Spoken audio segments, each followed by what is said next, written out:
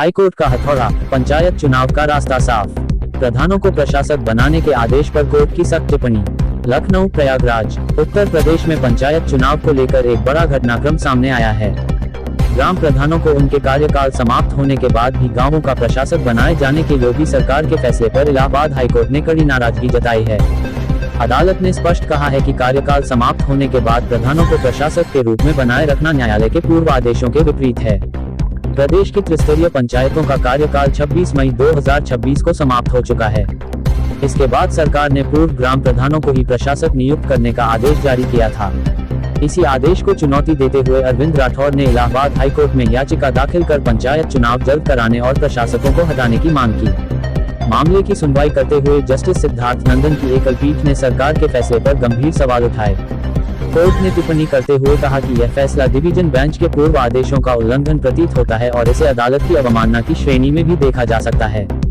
हालांकि न्यायालय ने फिलहाल सरकार के आदेश पर कोई अंतरिम रोक नहीं लगाई है, लेकिन राज्य सरकार को विस्तृत हलफनामा दाखिल करने का निर्देश दिया है।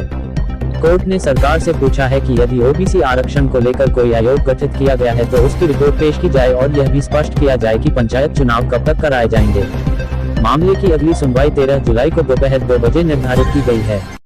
उधर समाजवादी पार्टी के राष्ट्रीय अध्यक्ष अखिलेश यादव ने सरकार पर तीखा हमला बोला है।